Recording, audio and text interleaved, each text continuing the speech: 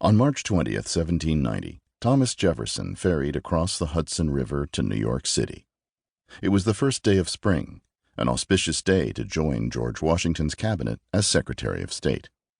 After having lived luxuriously in Paris for 5 years while serving as minister to France, Jefferson was affronted that his best housing option in Lower Manhattan was unfashionable 57 Maiden Lane, which he was forced to lease from a grocer.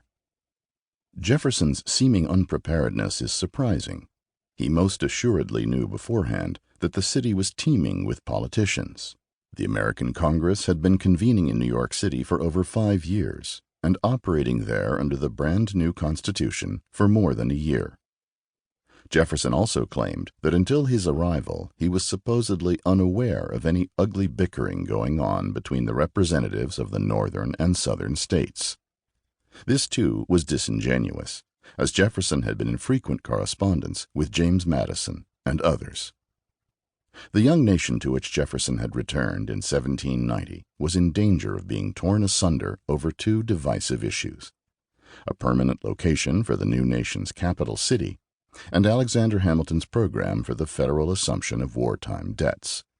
We know many of Jefferson's thoughts about his life in New York City and his time of federal service there because he chronicled and published them. Jefferson asserted that he felt compelled to negotiate détente, so he invited leaders of the 2 factions to a dinner party. Again, according to Jefferson's account, it was at this June 20th, 1790 gathering where he, Jefferson, masterfully mediated the hard-won agreement that would reunify the country. The seat of government would remove to a swamp on the Potomac River to please the Southerners in exchange for the necessary votes for Hamilton's plan, which would satisfy the North. Jefferson recounted this version of the dinner party 3 times, in his own papers in 1792, in a September 9, 1792 letter to George Washington, and in his memoirs published in a collection called the Annals. Jefferson's narrative has been engraved in our nation's lore as the Compromise of 1790, or the dinner table bargain, and has been called one of the most pivotal and important moments in American history.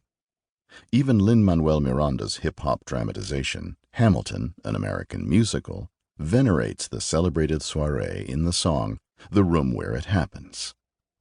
Sung by Aaron Burr, who would murder Hamilton in a duel and who was excluded from Jefferson's dinner, Burr not only aches to be a player, but also with great relish accuses Alexander Hamilton for posterity of selling New York down the river.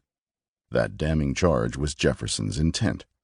Miranda, however, gets it right in his refrain, Thomas claims.